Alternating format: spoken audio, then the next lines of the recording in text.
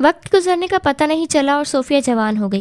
وہ بہت خوبصورت تھی، کبھی گھر سے باہر جھانک کر نہیں دیکھا تھا۔ خدا جانے کب اور کس طرح اس کی ایک لڑکے سے شناسائی ہو گئی اور وہ اس کے بہکاوے میں آ گئی۔ شام کا اندھیرا پھیلنے سے پہلے وہ اس لڑکے کے ساتھ گھر سے بھاگ کر ریلوے اسٹیشن جا پہنچی۔ اچانک ایک پولیس والی کی ان پر نظر پڑی، وہ دونوں ہکا بکا رہ گئے۔ شکیلہ آپا برسوں سے ہمارے ایک محلے میں سکونت پذیر تھیں، بڑے تحمل اور حوصلے کے ساتھ زندگی کے دکھ جھیلے تھے، محنت و مشقت سے روکھی سوکھی کھا کر وقت گزارا تھا۔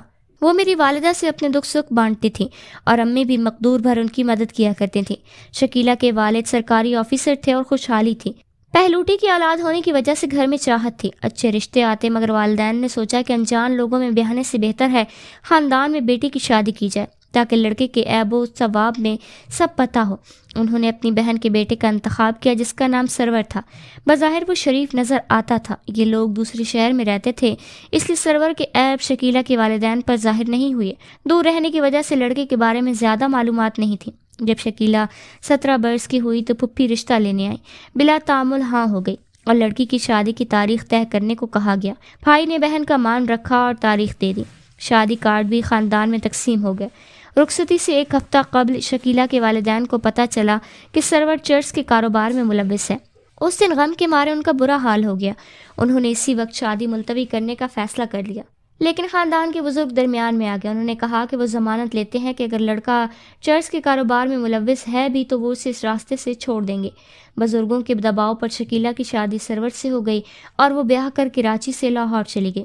یہاں آ کر انکشاف ہوا کہ دولہا صاحب نہ صرف چرچ کے کاروبار میں ملوث ہیں بلکہ خود بھی نشہ کرتے ہیں۔ شکیلہ نے والدین کو مطلع کیا۔ وہ آئے اور کہا، ہم اپنی بیٹی کو لے جاتے ہیں، آپ لوگوں نے ہمارے ساتھ دھوکہ کیا۔ اگر لڑکا نشے کرتا تھا تو ہماری بیٹی کی زندگی کیوں برباد کی؟ خاندان کے بزرگ پھر سے درمیان میں آ گئے اور کہا کہ بیٹی کو نہ لے جائیں، اس کا گھر نہ اجاڑیں، ہم اس کا علاج کروائیں گے اور یہ نشہ چھوڑ دے گا۔ شکیلہ نے والدین سے کہا کہ ایک بار بزرگوں کی بات مان لیں، کل کو کوئی دکھ ملے تو یہ بزرگ درمیان میں ہوں گے۔ والدین بیٹی کو سسرال میں چھوڑ کر واپس کراچی لوٹ گئے۔ علاج کے بعد کچھ عرصہ سرور ٹھیک رہا لیکن پھر چوری چھپے نشہ کرنے لگا۔ اب شکیلہ کی زندگی کے کٹھن دن شروع ہو گئے۔ بدقسمتی سے اس کے سسر فوت ہو گئے اور ان کے فوت ہوتے ہی تمام جائیداد، دولت اور بزنس کا اختیار سرور کے پاس آ گیا۔ وہ اکلوتا ہونے کی وجہ سے تنہا وارث تھا۔ سرور نے بزنس بڑھانے کی بجائے باپ کی دولت بغیر سوچے سمجھے خرچ کرنا شروع کر دی۔ پہلے وہ صرف چرس پیتا تھا اور اب ہیروئن کا نشہ بھی شروع ہو گیا۔ جب بھی نشہ کرتا شکیلہ اس سے جھگڑتی اور وہ بیوی کی پٹائی کر دیتا۔ اس دوران وہ 2 بچوں کی ماں بن گئی۔ وہ میکے والوں کے لیے بھی کچھ نہ بتاتی۔ سرور کے باپ کی ویگنیں چلتی تھیں لیکن نشے کی وجہ سے وہ تمام ویگنیں بک ہو گئیں اور سرور جن کا مالک تھا اب ان کا ڈرائیور بن گیا۔ کچھ عرصے بعد نشہ اس قدر غالب آیا کہ سرور کے اعصاب بیکار ہو گئے اور وہ ڈرائیوری کے قابل بھی نہ رہا۔ تب ویگن کے مالک نے اسے نوکری سے نکال دیا۔ انہی دنوں شکیلہ آپا کے والد کو ہارٹ اٹیک ہوا اور وہ چل بسے۔ پہلے میکے سے مالی امداد مل جاتی تھی، اب یہ آسرا بھی ختم ہو گیا۔ اب بوڑھی ساس، اپنے دونوں بچیوں اور نشئی شوہر کا بوجھ شکیلہ کے کندھوں پر آ گیا۔ اس نے سوچا کہ شاید شوہر کبھی نشہ چھوڑ دے، مگر حقیقت یہ تھی کہ جس کو یہ لگتا ہے وہ صحیح کہاں ہوتا ہے۔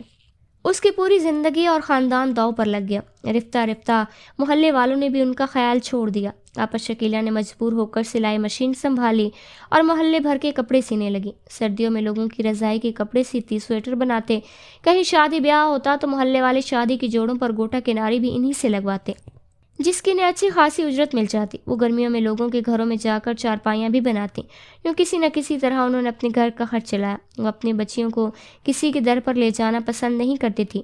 ان کی ہمت اور صبر دیکھ کر ہم محلے والے بھی ان کا زیادہ خیال رکھنے لگے۔ سرور کے نشے کی مقدار بھی بڑھنے لگی اور شادی کے 6 سال بعد ہی وہ اس نشے کے سبب دنیا سے رخصت ہو گئے۔ اس غم کو ان کی والدہ نہ سہ سکیں اور بیمار پڑ گئیں۔ یہ بیماری مرض الموت بن گئی اور سال بعد وہ بھی داغ مفارقت دے گئی۔ اب شکیلہ آئے محلے کی عزت و آبرو بن گئی، جس گھر جاتے ان کی قدر ہوتی۔ سبھی انہیں اپنی بہن اور بیٹی سمجھتے تھے۔ محلے کی بچیاں ان سے قرآن پاک پڑھنے جاتی۔ ہر کسی کو ان کی زندگی کا پتہ تھا، اس لیے سب کو آپس سے ہمدردی تھی۔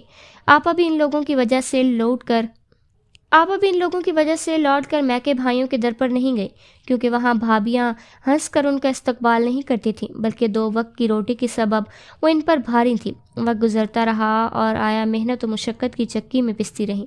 ایک بڑے آفیسر کی بیٹی کے ایسے برے نصیب دیکھ کر سبھی افسوس کرتے تھے، مگر وہ خود ان دکھوں کو تقدیر کا لکھا سمجھ کر صبر و شکر کرنے کی وجہ سے افسوس کی منزلوں سے نکل چکی تھی۔ آپا شکیلہ کی بیٹیاں اسکول پڑھنے جاتی تھیں، وقت کے گزرنے کا پتہ نہیں چلتا اور وہ جوان ہو گئی۔ ان کی ماں وقت سے پہلے بوڑھی نظر آنے لگی۔ بچیوں نے بچپن سے ماں کو محنت و مشقت کرتے دیکھا تھا اور وہ ماں کی مجبوریاں سمجھتی تھیں۔ اسکول سے آ کر تینوں ماں کا ہاتھ بٹاتی تھیں۔ بظاہر ان میں سے ایسی بات نہیں تھی کہ کوئی ان پر انگلی اٹھاتا۔ وہ نیک، شریف اور سیدھی سادی لڑکیاں تھیں۔ آپا کی منجلی بیٹی کا نام صوفیہ تھا۔ وہ تینوں میں زیادہ خوبصورت تھی، تاہم حساس ہونے کے سبب حالات کی وجہ سے دل گرفتہ اور بجھی بجھی رہتی۔ تاہم کبھی کسی نے اسے دروازے سے باہر جھانکتے نہیں دیکھا تھا۔ خدا جانے کب اور کس طرح اس کی ایک لڑکے سے شناسائی ہو گئی اور وہ اس کے بہکاوے میں آ گئی۔ ایک روز پتہ چلا کہ آپا کی منجلی لڑکی گھر سے غائب ہے۔ وہ گھبرائی ہوئی ہمارے گھر آئی، وہ بری طرح رو رہی تھی۔